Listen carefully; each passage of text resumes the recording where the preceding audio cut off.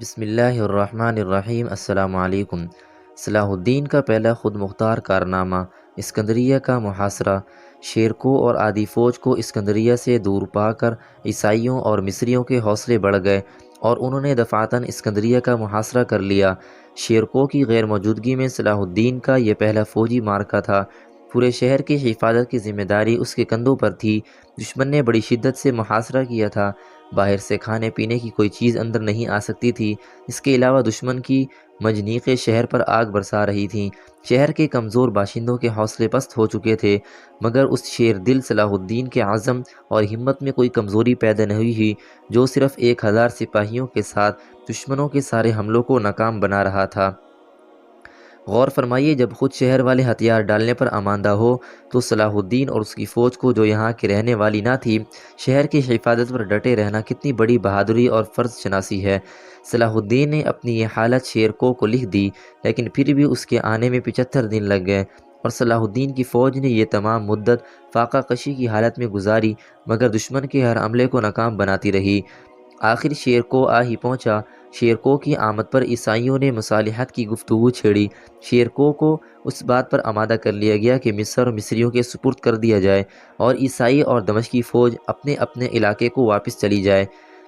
معاہدہ ہو گیا تو عیسائی فوج نے صلاح الدین کی اس جرت اور بہادری کے اعتراف میں، جو اس نے محاصرہ کے دوران میں دکھائی، صلاح الدین اور اس کے ساتھیوں کو ایک شاندار دعوت دی، اور مورخین کے بیان کے مطابق اس موقع پر صلاح الدین کو نائٹ ہیڈ سر کا خطاب بھی دیا گیا۔ گویا یہ اس چیز کا عملی اعتراف تھا کہ عیسائی اب صلاح الدین کی بہادری سے بے حد متاثر ہیں۔ ساتھ ہی عیسائیوں کی طرف سے صلح کے لیے 50,000 دینار بطور نذرانہ بھی پیش کیے گئے۔ شیرکو کی واپسی کے بعد عیسائیوں اور مصریوں میں شادر کی بزدلی سے ایک معاہدہ ہوا، جس کی اہم شرط یہ تھی کہ عیسائی فوج کا ایک حصہ مصر میں بطور محافظ رہے گا۔ شادر نے اسے منظور کر لیا۔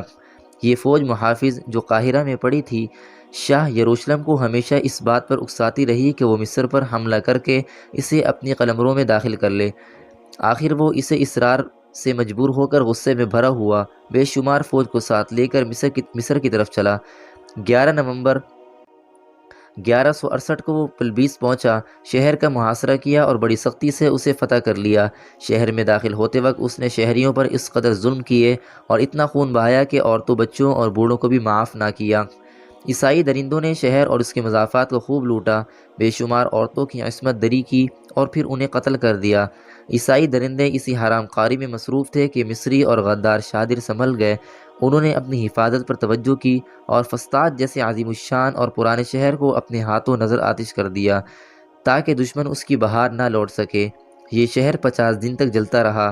شہری ضروری سامان لے کر قاہرہ میں جا بسے۔ قاہرہ کی حفاظت کا مکمل سامان کر لیا گیا تو کہیں شاہ یروشلم قاہرہ کی طرف بڑھا۔ فسطاط سے دھواں اب تک اٹھ رہا تھا، اس کی وجہ سے وہ شہر سے قریب ڈیرے نہ ڈال سکا۔ ہوشیار شادر نے ادھر شاہ یروشلم سے مصالحت کی گفتگو چھیڑی اور ادھر نور الدین کی خدمت میں خلیفہ عاضد الدین اللہ کے دستخطوں کے ساتھ امدادی خط لکھے۔ نور الدین کو جو ہی یہ دردناک خط ملے، اس نے شیرکو اور صلاح الدین کو ایک منتخب فوج اور بے شمار دولت دے کر مصر روانہ کیا۔ خود نور الدین کافی دور تک فوج کا دل بڑھانے کے لیے ساتھ آیا۔ 11 دسمبر 1168 عیسوی کو شیرکو اور صلاح الدین کی فوج بجلی کی طرح مصر پہنچے۔ شاہ یروشلم کو اس فوج کی آمد کی امید نہ تھی، وہ دولت کے حصول کی خاطر آیا تھا۔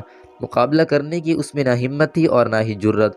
وہ شیرکو اور صلاح الدین کی آمد کی خبر سنتے ہی پچھلے پاؤں فلسطین کو بھاگا۔ عیسائی فوج بلا مقابلہ کے بھاگ نکلی تو شیرکو اور صلاح الدین کے استقبال کے لیے خود خلیفہ نے بڑی شاندار تیاریاں کی۔ شیرکو اور صلاح الدین نے مصر کو ایک بہت بڑے خطرے سے بچایا تھا۔ احسان شناس خلیفہ نے فرض جانا کہ اپنے محسن کا خود استقبال کریں۔ شیرکو اور صلاح الدین جس شان سے مصر میں داخل ہوئے، خلیفہ نے شیرکو اور صلاح الدین کو خلعت ہائے فاخرہ سے نوازا اور بہت دیر تک مصر کے داخلی اور خارجی امور پر باتیں کی۔ شادر کو شیرکو اور صلاح الدین کی یہ خاطر تواضع پسند نہ تھی۔ اس نے شیرکو، صلاح الدین اور دوسرے دمشقی امراء کو قتل کرنے کے لیے ایک ہولناک سازش کی۔ دعوت کے بہانے سے وہ ان سب کو قتل کرنا چاہتا تھا، لیکن ابھی دعوت کا وقت نہیں آیا تھا کہ شادر کے بیٹے نے یہ راز افشا کر دیا۔ بدقسمتی سے اسی موقع پر شادر اسلامی کیمپ میں داخل ہو رہا تھا۔ صلاح الدین اور اس کے آدمی اسے پکڑ لائے۔ اس نے اپنے جرم کا اعتراف کر لیا اور خلیفہ کے حکم سے اس دغا باز وزیر کا کام تمام کر دیا گیا، جس نے مصر کو محض اپنے اقتدار کی خاطر عرصہ سے مصائب و آلام میں مبتلا کر رکھا تھا۔ اب وزارت کی جگہ خالی تھی۔ خلیفہ نے شیرکو کو الملک الناصر کا خطاب دے کر یہ منصب عطا کیا۔ شیرکو ساری عمر عزت و سربلندی کی خاطر لڑتا رہا۔ اب اس کی عمر ایسی نہ تھی کہ زیادہ دن جی سکتا۔ وزارت کا منصب غالباً اس کے دل کی آخری آرزو تھی اور یہ آرزو پوری ہو چکی تھی۔ قضاء و قدر کو صلاح الدین کے لیے میدان صاف کرنا تھا۔ اچانک رات کے وقت زیادہ کھانا کھانے کے سبب شیرکو بیمار پڑا اور انتقال کر گیا۔ دوستو، امید ہے آج کی ویڈیو آپ کو اچھی لگی ہوگی۔ اگر ویڈیو اچھی لگی ہو تو لائک، کامنٹ اور شیئر کریں، اور ہمارے یوٹیوب چینل علمی وائس کو سبسکرائب کریں تاکہ نیو آنے والی ویڈیو کا نوٹیفیکیشن آپ تک بر وقت پہنچ سکے۔ اسی کے ساتھ ہی میں آپ سے اجازت چاہوں گا۔ ملتے ہیں نیکسٹ ویڈیو میں ایک دلچسپ اور سبق آموز واقعے کے ساتھ۔ تب تک کے لیے اللہ حافظ۔